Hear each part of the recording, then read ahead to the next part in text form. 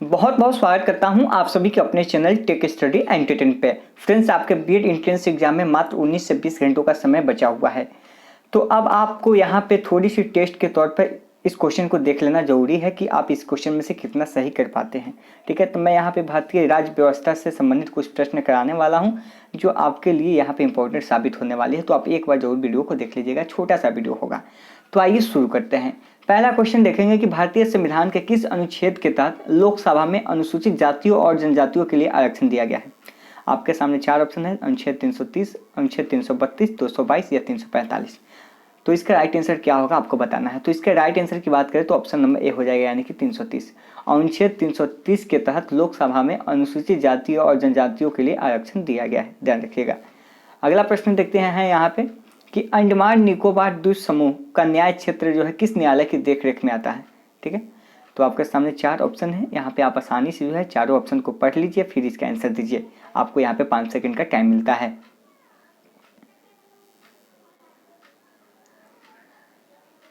तो उम्मीद करते हैं फ्रेंड्स आपने यहाँ पे ऑप्शन को पढ़ लिया होगा और आपने आंसर भी दे दिया होगा। तो मैं इसका राइट आंसर कर देता हूँ। यहाँ पे इसका राइट आंसर हो जाएगा ऑप्शन नंबर, यानी कि पोर्ट ब्लेयर में कलकत्ता हाई कोर्ट की सर्किट बेंच। ठीक है, चलिए इसी के देखरेख में अंडमान निकोबार द्वीप समूह का न्याय क्षेत्र आता है।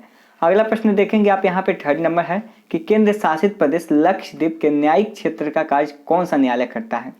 ऑप्शन है Tamil Nadu high court, option B Kerala high court, option C Calcutta high court या ऑप्शन डी बम्बई हाईकोर्ट। तो इसका राइट आंसर क्या हो जाएगा, ऑप्शन नंबर यानी कि केरल हाईकोर्ट हो जाएगा। चलिए नेक्स्ट क्वेश्चन को देख लेते हैं यहाँ पे कि सुप्रीम कोर्ट के जजों की संख्या को कौन बदल सकता है। राष्ट्रपति का आदेश, कानून द्वारा संसद, या सुप्रीम कोर्ट की अधिसूचना, या केंद्र सरकार की अधिसूचना।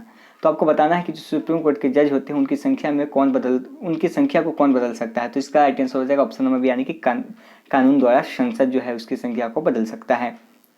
अगला प्रश्न है यहाँ पे कि सुप्रीम कोर्ट के मुख्य न्यायाधीश के रूप में कार्य करने के लिए व्यक्ति को उच्च न्यायालय में कम से कम कितने वर्ष तक कार्य करना चाहिए। अगर सुप्रीम कोर्ट के मुख्य न्यायाधीश बनना चाहते हैं तो कम से कम व्यक्ति को उच्च न्यायालय में कितना वर्ष तक कार्य रहना चाहिए। तो इसका राइट आंसर हो जाएगा ऑप्शन नंबर यानी कि 10 वर्ष तक कायम रहना चाहिए। अगला है यहाँ पे देखेंगे कि दिल्ली को एनसीटी, जिसको राष्ट्रीय राजधानी प्रदेश, संविधान के किस संशोधन से बनाया गया है।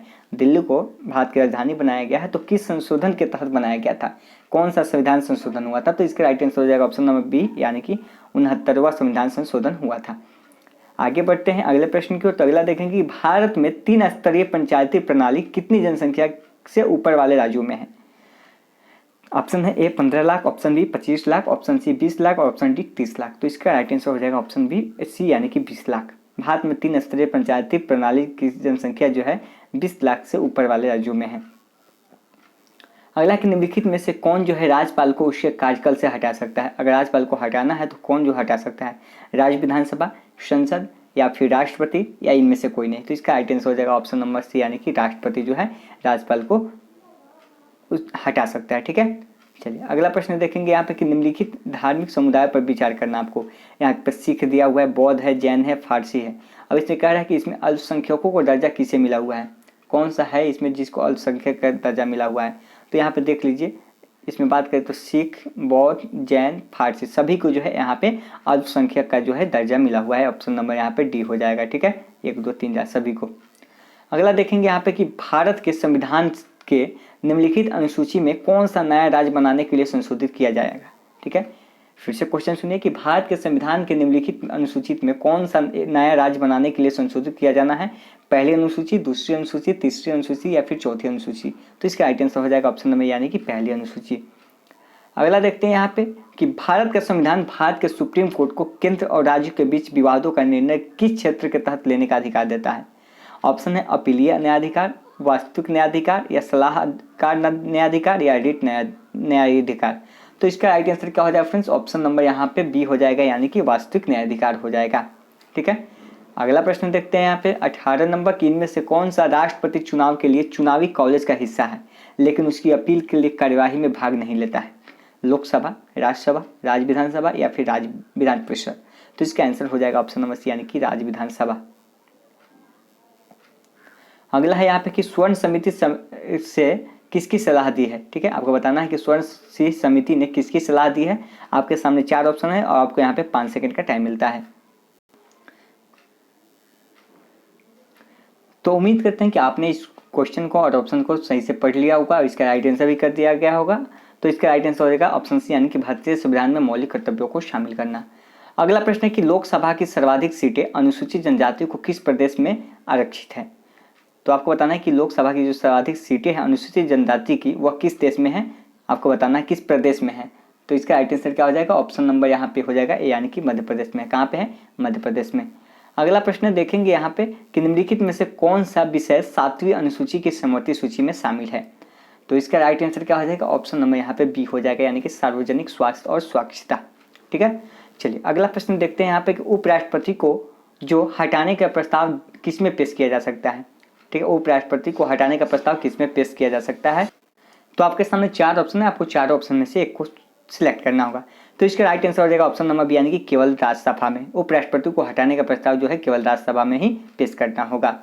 अगला प्रश्न देखते हैं यहाँ पे कि सीमा प्रबंधक विभाग किस मंत्रालय के अंतर्गत विभाग है। तो इसका राइट आंसर हो जाएगा ऑप्शन नंबर बी, यानी कि गृह मंत्रालय के बीच, किसके, गृह मंत्रालय के बीच भाग है। अगला है कि क्षेत्रफल के हिसाब से भारत की सबसे बड़ी लोकसभा कौन सी है। तो आपको बताना है कि क्षेत्रफल के हिसाब से भारत की सबसे बड़ी लोकसभा कौन सी है। तो इसका राइट आंसर हो जाएगा ऑप्शन नंबर बी, यानी कि लद्दाख जो है सबसे बड़ी लोकसभा है। अगला है यहाँ पे कि निम्नलिखित में से कौन सा आपदा प्रबंधन अधिनियम 2005 के तहत गठित राष्ट्रीय आपदा प्रतिक्रिया निधि का संचालन करता है। तो इसका आंसर हो जाएगा ऑप्शन बी, यानी कि केंद्रीय गृह मंत्री। अगला देखते हैं कि भारतीय संविधान द्वारा दिए गए निम्नलिखित मौलिक अधिकारों के कारण गैर अनुदान अल्पसंख्यक संस्थानों को आरटीआई अधिनियम के दायरे से बाहर रखा गया है। तो किस अनुच्छेद के तहत रखा गया है बाहर, आपको बताना है। तो इसका राइट आंसर हो जाएगा ऑप्शन डी, यानी कि अनुच्छेद 30 के ए। ठीक है, 30 के 1 में। ठीक है, अगला प्रश्न देखेंगे कि भारत के निर्वाचन आयोग के चुनाव से कौन सा चुनाव संबंधित नहीं है। राष्ट्रपति का, उपराष्ट्रपति का, या राज्यों की पंचायतों और नगर पालिकाओं का, या सभी का। तो इसका आंसर हो जाएगा ऑप्शन नंबर सी, यानी कि राज्यों की पंचायतें और नगर पालिकाओं का हो जाएगा। अगला प्रश्न है यहाँ पे कि संविधान अनुच्छेद 123 के तहत जो है किससे संबंधित है। राष्ट्रपति के अध्यादेश से, सुप्रीम कोर्ट का सलाहकार क्षेत्राधिकार से, या जम्मू कश्मीर की विशेष स्थिति से, या फिर चुनाव आयोग से। तो इसका राइट आंसर हो जाएगा ऑप्शन नंबर ए, यानी कि राष्ट्रपति का अध्यादेश से हो जाएगा। 130 अनुच्छेद संबंधित है। अगला है यहाँ पे देखेंगे कि राष्ट्रपति पूरे देश में या इससे किसी भी हिस्से में अनुच्छेद 352 के तहत राष्ट्रीय आपातकाल किस स्थिति में घोषित कर सकता है। देखिए, राष्ट्रपति का अधिकार होता है 352 के तहत जो है पूरे देश में, राष्ट्र में आपातकाल की स्थिति घोषणा कर सकता है। तो यह जो है कौन से नियम के तहत। ठीक है, तो इसका राइट आंसर हो जाएगा ऑप्शन नंबर फ्रेंड्स यहाँ पे डी हो जाएगा, यानी कि 1 और 2। जब भी ब्रह्म आक्रमण होता है या सशस्त्र विद्रोह होता है तब जो है यहाँ पे क्या होता है, राष्ट्रीय आपातकाल लागू हो सकता है। ठीक है, चलिए नेक्स्ट क्वेश्चन की ओर देखते हैं हम लोग। तो नेक्स्ट क्वेश्चन अगला है, आप देख पाएंगे कि सबसे बड़ा न्यायिक क्षेत्र जो है किस न्यायालय का है। तो इसका राइट आंसर हो जाएगा ऑप्शन नंबर बी, यानी कि गुवाहाटी उच्च न्यायालय का सबसे बड़ा न्यायिक क्षेत्र है। अगला प्रश्न देखते हैं कि प्रधानमंत्री कार्यालय जो के बारे में कौन सा कथन असत्य है। देखिए, प्रधानमंत्री कार्यालय के बारे में असत्य जो है पहला ही हो जाएगा, यह संवैधानिक संस्था है, यह बिल्कुल गलत है। ठीक है, अगला किया प्रधानमंत्री के लिए कर्मचारी एजेंसी है, बिल्कुल सही है। इसे एक विभाग की स्थिति भी दी गई है, सही है। इसके अंतर्गत कोई और संलग्न अधिनियम नहीं तय है, ये भी सही है। चलिए ऑप्शन नंबर ए गलत हो जाएगा। अगला देखते हैं यहाँ पे कि संविधान की कई प्रमुख विशेषताएं जैसे कि संघीय संरचना, प्रांतीय स्वायत्तता, एक द्विवार्षिक केंद्रीय विधायिका और शक्तियों का अलग अलग करने का सिद्धांत कहाँ से लिया गया है। तो इसका आंसर क्या हो जाएगा, इसका आंसर हो जाएगा भारत सरकार अधिनियम 1935 से लिया गया है, ऑप्शन सी हो जाएगा। अगला कि निम्नलिखित में कौन सी भाषा संविधान की 8वीं अनुसूची में नहीं है। देखिए इंपॉर्टेंट क्वेश्चन है। तो संविधान की 8वीं अनुसूची में कौन सी भाषा नहीं है, तो यहाँ पे फारसी जो है संविधान की 8वीं अनुसूची में नहीं है, संस्कृत, कश्मीरी, नेपाली है। अगला है कि निम्नलिखित में संविधान का कौन सा भाग संशोधित नहीं किया जा सकता है। देखिए भाग की बात करें, संविधान संशोधन की बात करें तो इसमें न्यायिक समीक्षा जो है इसमें संशोधित नहीं किया जा सकता है। प्रस्तावना कर सकते हैं, राज्य के नीति निर्देशक सिद्धांत को भी कर सकते हैं, मौलिक अधिकार को भी इसमें चेंज किया जा सकता है, संशोधित किया जा सकता है, लेकिन न्यायिक क्षेत्र समीक्षा को नहीं। अगला है कि भारतीय संविधान में संशोधन का प्रस्ताव जो है किस देश के संविधान से लिया गया है। देखिए तो संशोधन करने का प्रस्ताव जो लिया गया है कहाँ से लिया गया है, वह दक्षिण अफ्रीका से लिया गया है। कहाँ से, दक्षिण अफ्रीका से लिया गया, ऑप्शन बी हो जाएगा। अगला देखेंगे यहाँ पे कि राज्यसभा के बारे में कौन सा कथन असत्य है। देखिए राज्यसभा के बारे में कौन सा कथन असत्य है। राज्यसभा के 1/3 सदस्य हर 2 वर्ष में सेवानिवृत्त होते हैं, ये सही है। राज्यसभा कभी भी भंग नहीं हो सकती है, बिल्कुल सही है। राज्यसभा का सभापति उपराष्ट्रपति होता है, भी सही है। अगला है कि राज्यसभा में 12 सदस्य प्रधानमंत्री द्वारा मनोनीत किया जाता है, ये गलत है, यानी यही आपका असत्य है। ठीक है, ऑप्शन नंबर ए हो जाएगा। अगला देखते हैं कि भारत के संसद में कौन कौन होते हैं। देखिए भारत के संसद की बात करें तो इसमें कौन कौन होते हैं, लोकसभा, राष्ट्रपति और लोकसभा, राज्यसभा और राष्ट्रपति। संसद के 3 अंग होते हैं। कौन होते हैं, लोकसभा, राज्यसभा और राष्ट्रपति होते हैं। संसद के 3 अंग होते हैं भारत के। अगला है यहाँ पे कि शिक्षा का अधिकार अधिनियम 2009 में गरीबों को 25% मुफ्त सीटों का आदेश दिया गया है, जिसमें भारत के निम्नलिखित स्कूल है। कौन सा स्कूल है इसमें शामिल, तो इसमें ये स्कूल जो शामिल है वह सरकारी स्कूल है, अनुदानित प्राइवेट स्कूल है और बिना अनुदानित प्राइवेट स्कूल है। ऑप्शन नंबर डी हो जाएगा। ठीक है, चलिए अगला प्रश्न देखते हैं यहाँ पे कि राष्ट्रीय वरिष्ठ नागरिक परिषद का अध्यक्ष कौन होता है। तो इसका राइट आंसर हो जाएगा ऑप्शन नंबर डी, यानी कि सामाजिक न्याय और अधिकारिता मंत्री होता है। अगला देखते हैं कि मतदान निगरानी प्रणाली पहली बार किस राज्य में शुरू किया गया था। तो इसका राइट आंसर हो जाएगा ऑप्शन नंबर ए, यानी कि गोवा में। ठीक है, मतदान निगरानी प्रणाली किस राज्य में शुरू किया था, गोवा में किया गया था। अगला देखते हैं कि देख सकते हैं कि कर्बी पीपुल्स लिबरेशन टाइगर मुख्य रूप से किस प्रदेश में स्थित है। KPLT यानी कि कर्बी पीपुल्स लिबरेशन टाइगर मुख्य रूप से किस प्रदेश में सक्रिय है। तो इसका आंसर हो जाएगा ऑप्शन नंबर सी, यानी कि असम में। कहाँ पे, असम में सक्रिय है। अगला देखते हैं यहाँ पे कि राष्ट्रीय भूमि अधिग्रहण पुनर्वास और पुनर्वास विधेयक का लक्ष्य निम्नलिखित में से किसका विकल्प होना है। तो इसका राइट आंसर हो जाएगा ऑप्शन नंबर सी, यानी कि भूमि अधिग्रहण नियम अधिनियम 1894। आगे चलते हैं अगले क्वेश्चन की ओर। तो यदि चुनाव के दौरान चुनाव प्रत्याशियों की संख्या 64 से अधिक हो जाए तो चुनाव आयोग क्या करेगा। अगर देखिए चुनाव के आयोग जब इस समय क्या फैसला लेगा आपको बताना है। यदि चुनाव के दौरान चुनाव प्रत्याशियों की संख्या 64 से अधिक हो जाए तो उस बीच में क्या लेगा, इस सीट पर चुनाव जो है EVM की जगह बैलेट बॉक्स से होंगे। जब चुनाव प्रत्याशियों की संख्या जो है 64 से अधिक हो जाता है तो इस सीट पर जो है चुनाव जो है EVM की जगह बैलेट बॉक्स से होंगे।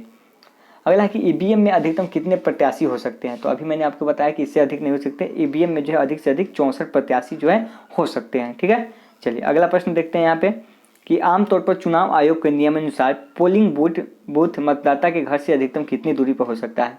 तो पोलिंग बूथ जो होता है मतदाता के घर से 2 किलोमीटर की दूरी पर हो सकता है, इससे अधिक दूरी पर बिल्कुल नहीं हो सकता है। अगला क्वेश्चन है कि एक EVM में अधिकतम कितने मत पड़ सकते हैं। तो एक EVM जो होता है उसमें 3840 जो है मत पड़ सकते हैं, 3840 मतदान उसमें हो सकता है। अगला है कि EVM जो होता है इलेक्ट्रॉनिक वोटिंग मशीन कहते हैं, जिसका फुल फॉर्म होता है भारत में पहली बार कब प्रयोग किया गया था। तो इसका राइट आंसर हो जाएगा ऑप्शन नंबर, यानी कि 1989-90 में प्रयोग किया गया था इसका इलेक्ट्रॉनिक वोटिंग मशीन का। अगला है कि अब तक किसी भी चुनाव में भारत के किसी भी निर्वाचन क्षेत्र में उम्मीदवार की अधिकतम संख्या क्या रही है। तो उम्मीदवार की जो अधिकतम संख्या रही है वह 1033 रही है किसी भी चुनाव में। सबसे अधिक उम्मीदवार जो आए हैं 1033 आए हैं। 64 के बाद आपको पता है कि 64 उम्मीदवार से अधिक होने पर EVM का प्रयोग नहीं किया जाता है। अगला है कि पार्टी पावर मंत्रियों और अन्य अधिकारियों के लिए भारत के निर्वाचन आयोग द्वारा आचार संहिता के अनुसार किस समय से विवेकालीन निधि के अनुदान जो है भुगतान अनुमोदित नहीं किया जाएगा। तो इसका आंसर क्या हो जाएगा ऑप्शन नंबर बी, यानी कि आयोग द्वारा समय चुनाव की घोषणा की गई हो। ठीक है, आयोग द्वारा जो है समय चुनाव की घोषणा की गई है। अगला कि भारत के निर्वाचन आयोग द्वारा राजनीतिक दलों और उम्मीदवारों के मार्गदर्शन के लिए आदर्श आचार संहिता के अनुसार वे मतदान के करीब तय किए गए घंटे के साथ समाप्त होने वाले 10 घंटों की अवधि के दौरान सार्वजनिक मीटिंग नहीं कर सकते हैं। यानी कि मतदान से पहले जो है वे लोग मीटिंग नहीं कर सकते कितना देर पहले, यानी कि 48 घंटा पहले जो है वहाँ पर कोई भी मीटिंग नहीं हो सकती है।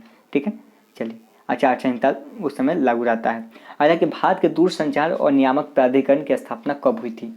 तो बात करें इसका तो राइट आंसर हो जाएगा ऑप्शन सी, यानी कि 1997 कानून द्वारा संसद। ठीक है, चलिए अगला प्रश्न देख लेते हैं। भारत के वित्त मंत्रालय के परिसर को डैश कहा जाता है। तो इसका राइट आंसर क्या हो जाएगा ऑप्शन नंबर सी हो जाएगा, यानी कि उत्तरी ब्लॉक कहा जाता है। भारत के वित्त मंत्रालय के परिसर को उत्तरी ब्लॉक कहते हैं। अगला है कि निम्नलिखित में से कौन सा संविधान संशोधन विधेयक नागरिकों को सहकारी समितियों का गठन करने का मौलिक अधिकार प्रदान करता है। तो इसका आंसर क्या हो जाएगा ऑप्शन नंबर बी, यानी कि 111। चलिए अगला प्रश्न देखते हैं यहाँ पे कि भारत सरकार अधिनियम 1919 में पहली बार भारत में दुशासन के रूप में जाना जाने वाला एक सिस्टम पेश किया गया था, जिसमें यह बताया गया था कि विभिन्न विषयों के क्षेत्र देश में विभाजित किए जा सकते हैं। तो इसका आंसर क्या हो जाएगा ऑप्शन नंबर बी, यानी कि आरक्षित विषय और हस्तांतरित विषय में जो है विभाजित किया जा सकता है। ठीक है, अगला देखते हैं कि सेवा का अधिकार निम्नलिखित में से अधिनियमों में से एक महत्वपूर्ण हिस्सा किसका है। तो इसका राइट आंसर क्या हो जाएगा ऑप्शन नंबर सी, यानी कि सूचना का अधिकार अधिनियम। सेवा का अधिकार जो है किसका है, सूचना का अधिकार के नियम के अंतर्गत आता है। आज का लास्ट प्रश्न है यहाँ पर कि राज्यों और केंद्र के बीच राजस्व साझाकरण व्यवस्था को हल करने के लिए वित्त आयोग रखने का प्रावधान जो है संविधान का हिस्सा है, जिसके तहत निम्नलिखित अनुच्छेदों में से एक है। आपको कौन सा अनुच्छेद है बताना है इसमें। ठीक है। क्वेश्चन फिर से सुनिए कि राज्य और केंद्रों के बीच जो राजस्व साझाकरण व्यवस्था को हल करने के लिए वित्त आयोग रखने का प्रावधान जो है संविधान का हिस्सा है। इसके लिए क्या है, वित्त आयोग को रखना जो है संविधान का हिस्सा है। तो जिसके तहत निम्नलिखित अनुच्छेदों में से एक है, कौन सा अनुच्छेद है इसके लिए, तो ऑप्शन नंबर डी हो जाएगा, यानी कि 280। तो फ्रेंड्स ये था आपका 50 क्वेश्चन, ठीक है। तो आपकी एग्जाम में कुछ क्वेश्चन आपको देखने को मिलेगा, तो इसलिए जो भी आपने रिवीजन किया है यहाँ पे एक बार आप टेस्ट लगा के देख लें। तो मिलते हैं नेक्स्ट वीडियो में, धन्यवाद।